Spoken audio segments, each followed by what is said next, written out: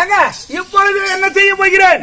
உக்கிரி வனத்திலே அந்த வேட்டையாடி முதல் துச்சாதனம் வரை 100 மன்னர்கள் அங்கதான் இருக்கிறாங்களா? 101 இருக்கிறான். 1 அங்கதான் இருக்கிறான்.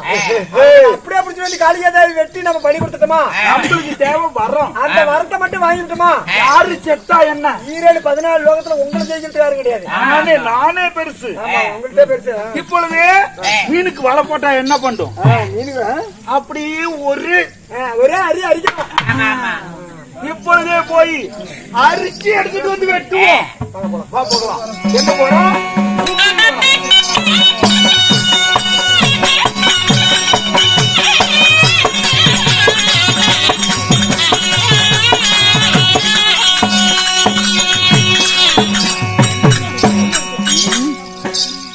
அவங்க நினைச்சு கூட்டு பாக்குறீங்களா? அள்ளிப்படாதப்பா, அங்க கம்மியா இருக்குது. எப்படியும் நீ சாப்பிட்டு தான் போவேன். இந்த இடத்துக்கு இந்த பக்கம் போயிடாத. எண்ணி பாக்குறானே அங்க கணக்கில் ஓட்டிக்குது. அதானே எங்கடா 101 எங்கடா இருக்கும்? 2 3 4 5 6 7 கணக்கா போட்டு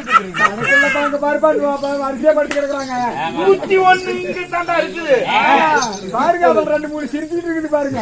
எல்லாத்துக்கும் மீனுக்கு வலை போடுற அக்கால ஓடிக்கல எல்லாத்தையும் தோக்குறது.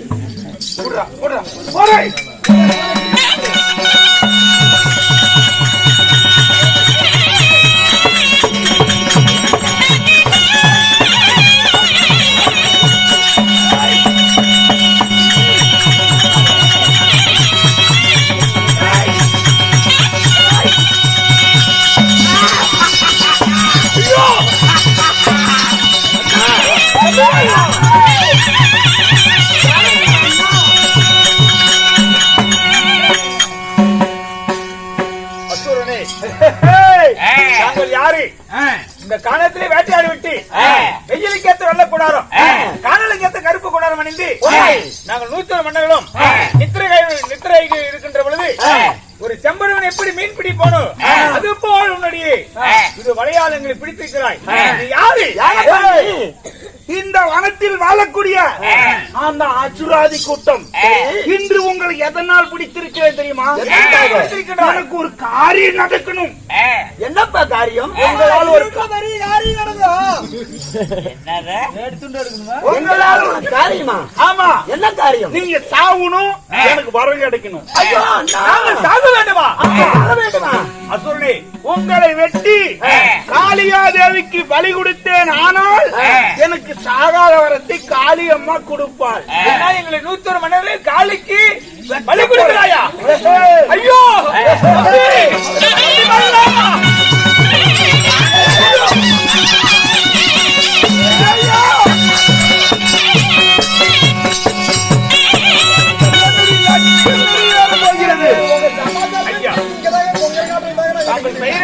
சொல்லவே இல்லையே.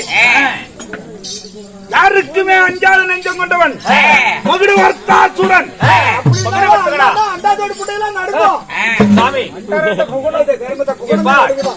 எங்க 101 மன்னர்கள் பள்ளியிட வேண்டுமா? ஆமா. அப்படின்னா என் தண்ணி வாழ்வு முதல் கொண்டு 100 பேர்த்தை வெட்டி நான் ஏன்னு கேட்க மாட்டேன். என்ன ஒருவனை விட்டு விடு. நான் என் எதிரிகளை பழி வாங்க வேண்டும். இவன் சொல்றான் பாரு, தம்பி மாற 100 பேர்த்தையும் வெட்டத்தான். இவன் எதிரிய போய் பழி வாங்குறானா?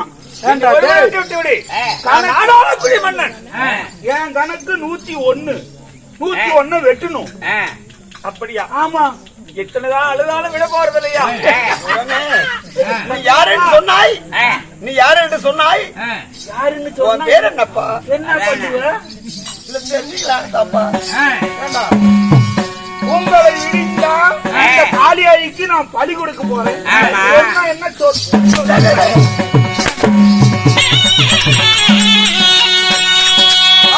என்னப்பா செய்தமாடா? என்னப்பா செய்தமாடா?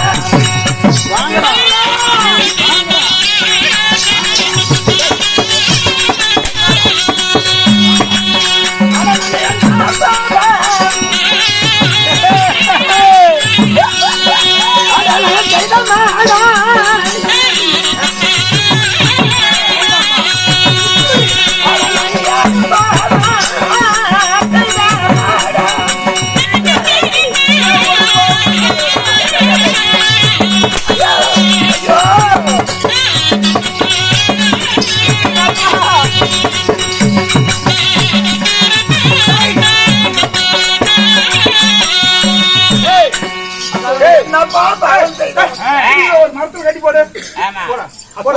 அறியாதங்களை கொண்டு போய் கடைபடி கொடுக்க கொண்டு போறிய எல்லாத்தையும் வெட்டுங்க. அண்ணனும் முன்ன வெட்டு என்ன கூட நான் வந்து நாட்டு ஆடுறேன். இருக்கும்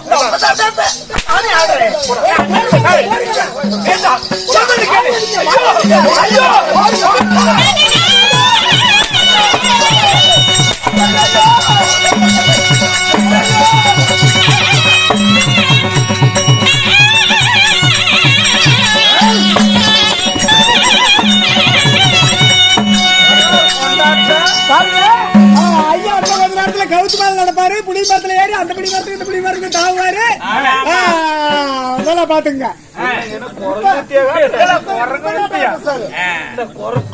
சந்தோஷம் ஏன்னா அந்த மரத்தை வாங்கிட்டா நினைச்சு பாரு கொள்ளுங்க. என்னை வெல்வதற்கு எவன்டா கிடையாதுங்க. ஆக்குவதும் அழிப்பதும் படைப்பதும் படைப்பதும் நானே. ஒரே ஒரே இது இல்லாத எல்லாம் படிச்சு எடுத்துக்கிறாரு. படைப்பது படைக்கிறது. சரி, இப்பொழுது காலைக்கு வேண்டிய பூஜைக்கு ஏற்பாடு செய்ய அவங்கள தொழுக்கு போட்டு வெட்டணும். ரெடி பண்ணுங்க. நான் பூஜைக்கு ரெடி பண்றேன்.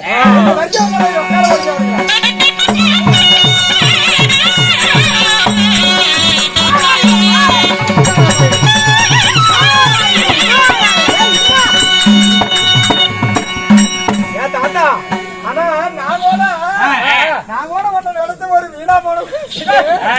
ஆனா உங்ககிட்ட நிறைய சமாச்சாரம் இருக்குன்னு இப்பதான் தெரிஞ்சுக்கிட்டேன். இப்ப மகட வார்த்தா சூரனை எங்கேயோ கொண்டு போய் தடத்துல விடுறீங்க. நல்லதானே பண்றீங்க. எப்படி பண்ணிருக்கிறேன் அங்க நீங்களே எல்லாம் காட்டியே விட்டீங்க. அவங்க புடிச்சிட்டு போய் காளிகா கோயில்ல உட்கார வச்சுட்டு வெட்டுறதுக்கு வெட்டிட்டானா வருத்தம் வாங்கிடுவாங்க. 2 பேருக்கு சண்டையை மூட்டி வைக்காதானா எவனோ ஒருத்தன் சாவுவான். அப்படி சண்டை போட்டு வைக்காத நீ தனியா அவன் தனியா போயிட்டு எப்படா சாவறதமே.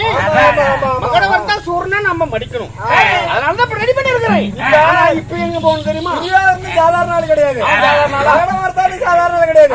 2 பேரும் சண்டை பண்ணா அங்க சாவணும். அரே ஒன்று. ஆமா, அதனால இப்ப அஸ்தாபுரம் நான் போகணும். அந்த மாதிரி அஸ்தாபுரத்துல போய் ஆலக்குடி மன்னர்கள் எங்க இருக்கிறாங்க. ஆனா மன்னர் எங்க இருந்தாலும் அந்த திடீரோட மனைவி மாதங்கள் எல்லாம் அஸ்தாபுரத்துல தான் இருக்கிறாங்க. அதனால காலையில காளிகாயை காளிகாய் தேவி கொண்டு போய் பலி கொடுக்குறான் திருவாரூர் மன்னனை. காலையில காளிகாய் தேவிட தாயேலி அப்படி சொல்லி அந்த திடீரோட மனைவி மகன் இடத்துல சொல்ல வேண்டும் இல்ல.